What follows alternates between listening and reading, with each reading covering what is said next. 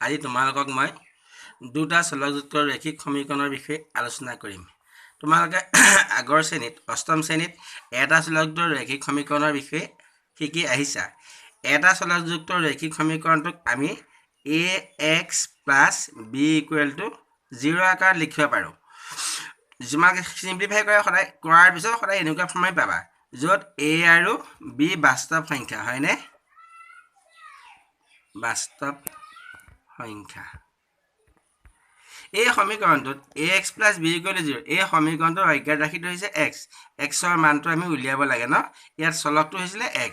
এতিয়া আজি আমি x আৰু y এই দুটা চলক থকা সমীকৰণৰ বিষয়ে আলোচনা কৰিম। চোৱা, x আৰু y এই দুটা চলক থকা ৰৈখিক সমীকৰণটোক আমি সদায় ax + by + c = 0 আকাৰত লিখিব পাৰিম। a, b, c বাস্তৱ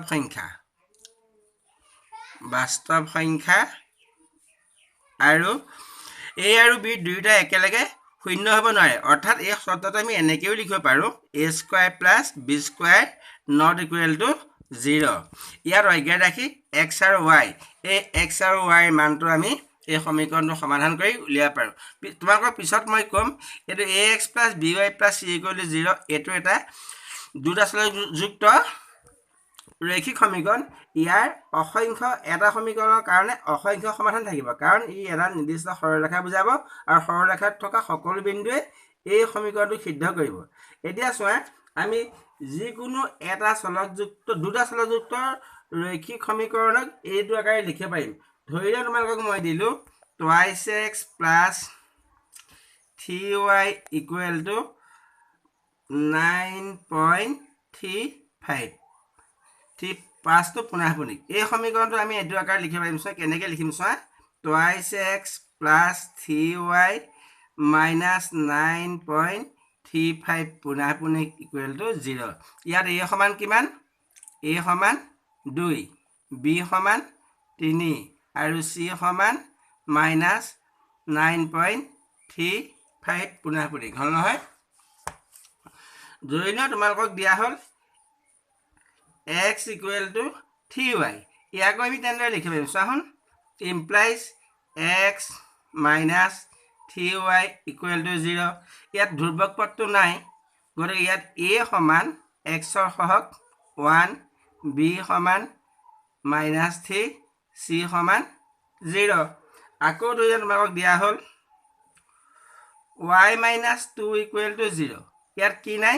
ইয়াত x নাই, গতিকে এই সমীকৰণটো আমি এনেদৰে লিখিব পাৰোঁ, 0 × x + 1 × y + -2 সমান 0।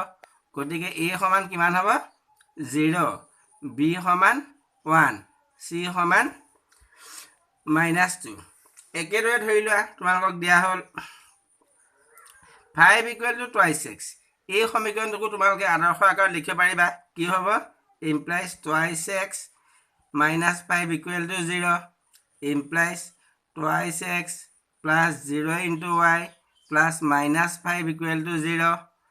ইয়াত a সমান 2, b সমান 0, c সমান -5।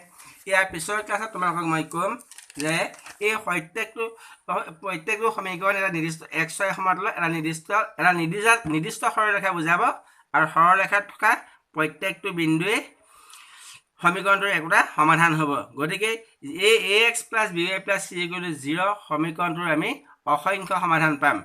ভিডিঅ'টো সম্পূৰ্ণভাৱে চোৱাৰ বাবে ধন্যবাদ। যদি তোমালোকে ভিডিঅ'টো চাই ভাল পালা, লাইক কৰিবা আৰু এনেধৰণৰ নতুন ভিডিঅ' পাই থাকিবলৈ মোৰ চেনেলটো ছাবস্ক্ৰাইব কৰিবলৈ নাপাহৰিবা। ধন্যবাদ।